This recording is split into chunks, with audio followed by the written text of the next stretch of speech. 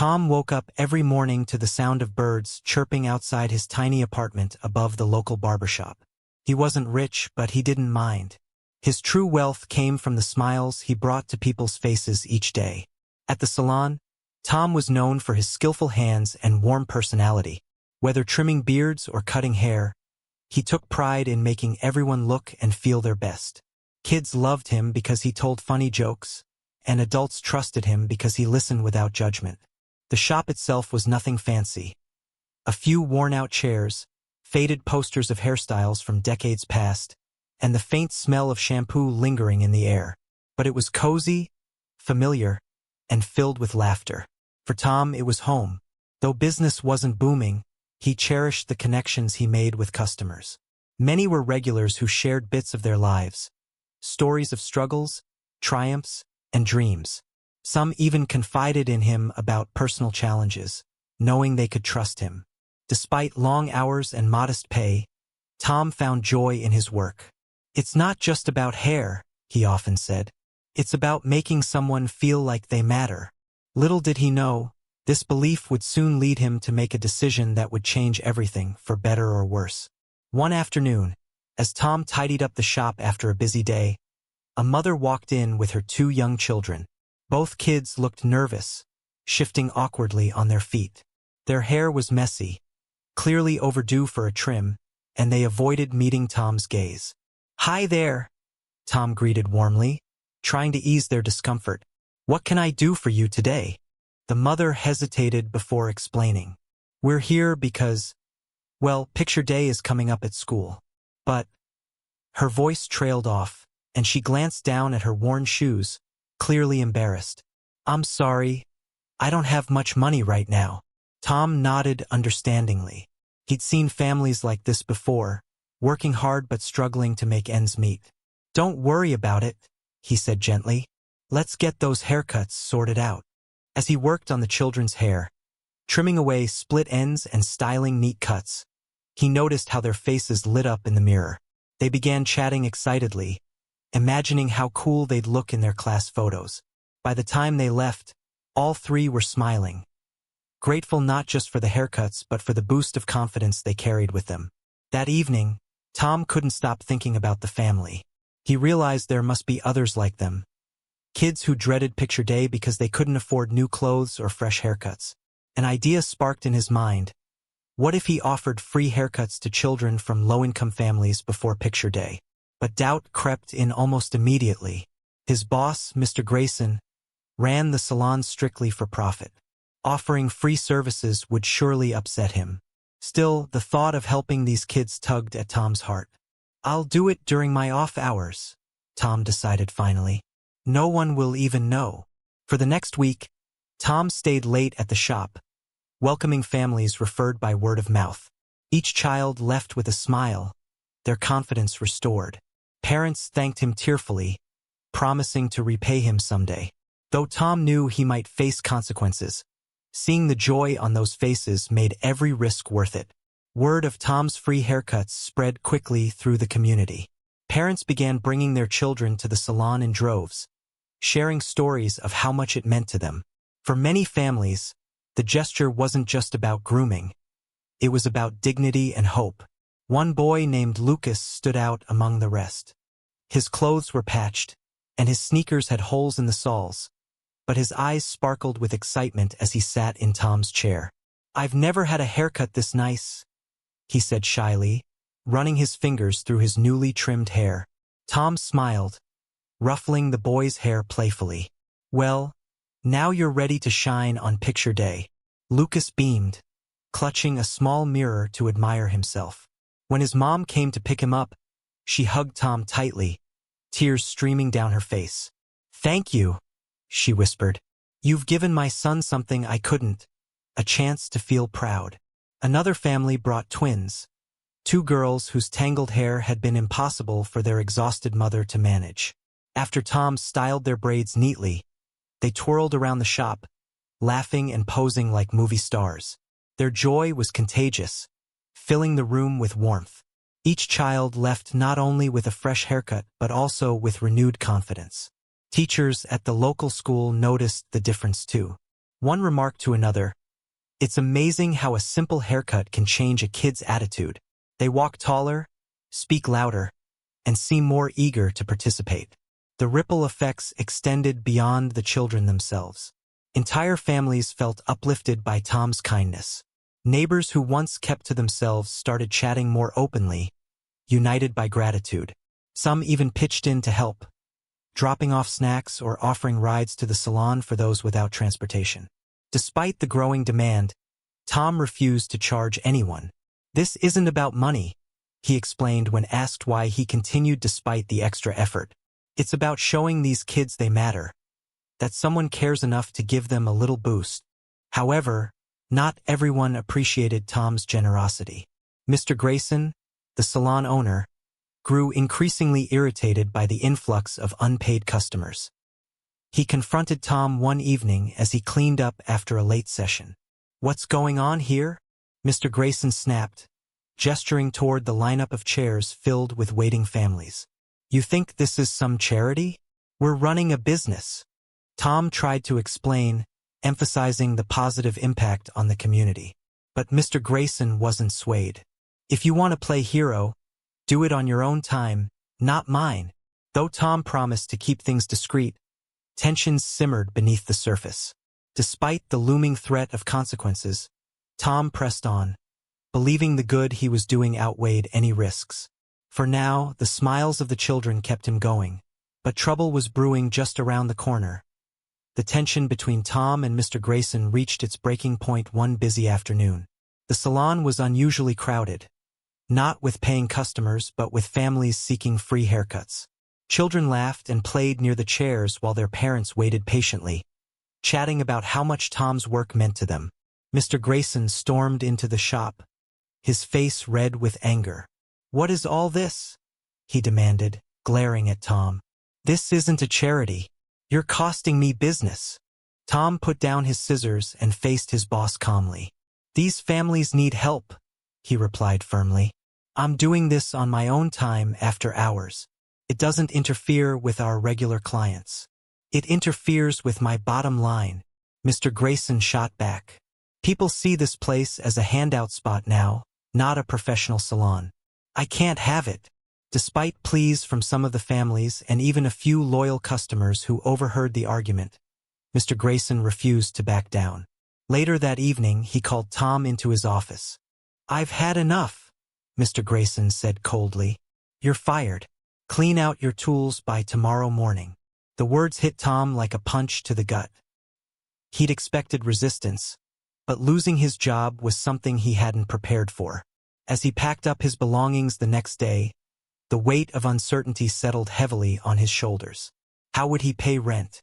Where would he find another job? Word of his firing spread quickly through the community. Parents expressed outrage on Tom's behalf, many vowing never to step foot in the salon again.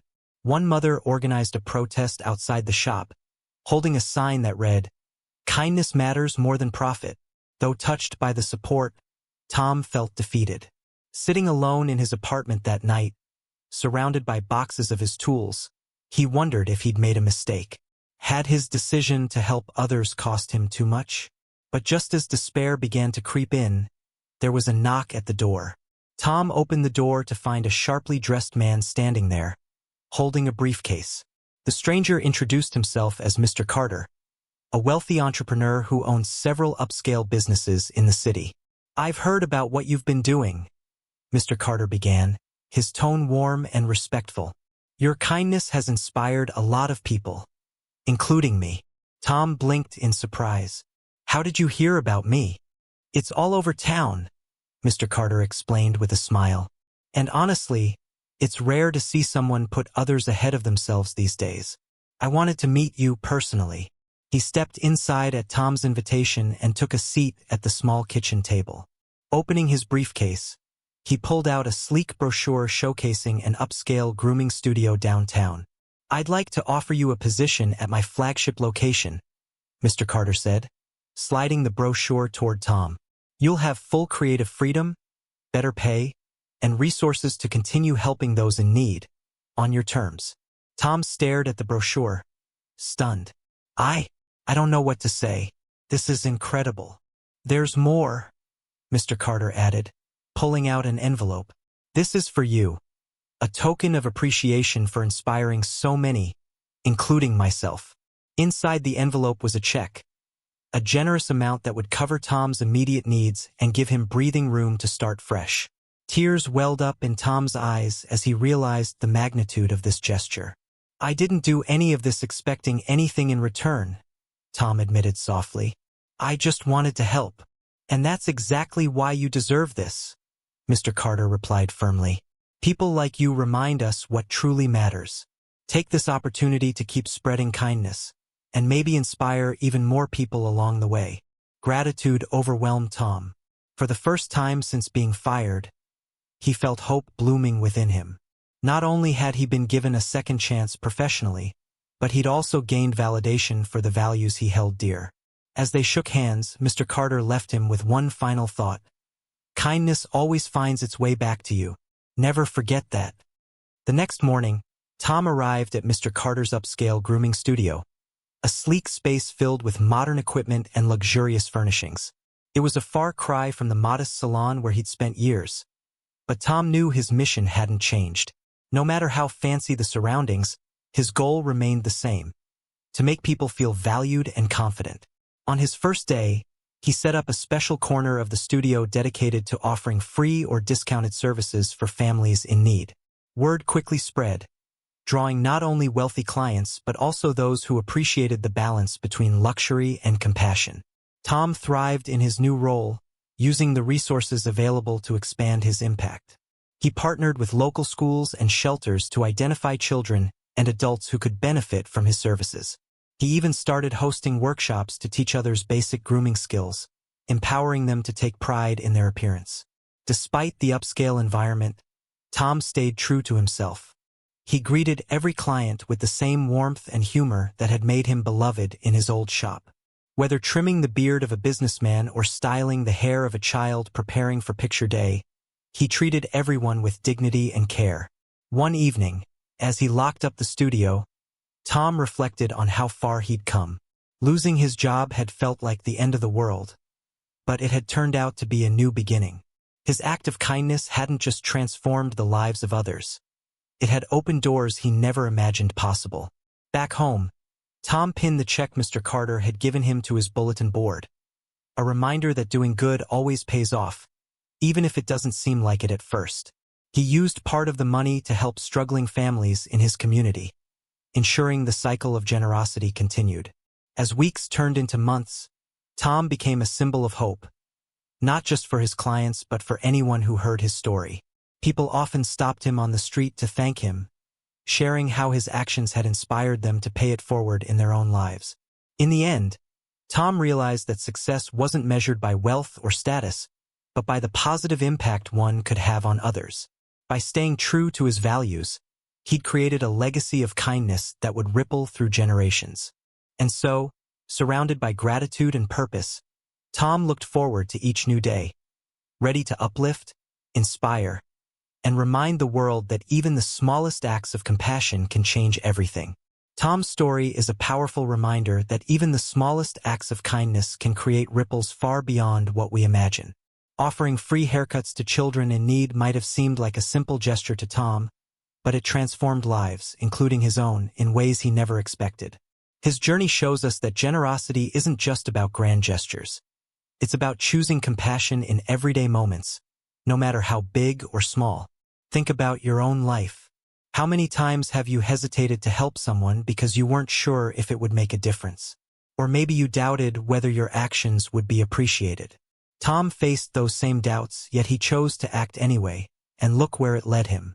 Success found him not because he chased it, but because he stayed true to his values and trusted that kindness would find its way back. Now it's your turn. Imagine the impact you could have if you embraced the same mindset. What if today, you decided to perform one selfless act? Something as simple as holding the door for a stranger, offering words of encouragement to a coworker, or lending a hand to someone in need. You never know who might be watching, who might be inspired, or whose life you could change without realizing it. Kindness doesn't require money, resources, or special skills. It simply requires intention and a willingness to see beyond yourself. Maybe it's volunteering at a local shelter, mentoring someone struggling to find their footing, or organizing a community cleanup. These acts may feel small to you, but they can mean the world to someone else. Let's take inspiration from Tom's example and build a culture of giving back.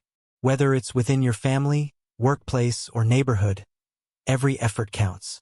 Together, we can create communities rooted in empathy and support, places where everyone feels valued and cared for. And don't underestimate the power of sharing your story. When Tom's act of kindness was recognized, it inspired others to follow suit. By sharing your experiences of helping others, or being helped, you can motivate those around you to do the same. Talk about it, write about it, or post about it online. Your story could spark a movement bigger than you ever imagined. So here's my challenge to you. Start today. Look for opportunities to spread kindness wherever you go. Smile at someone having a tough day.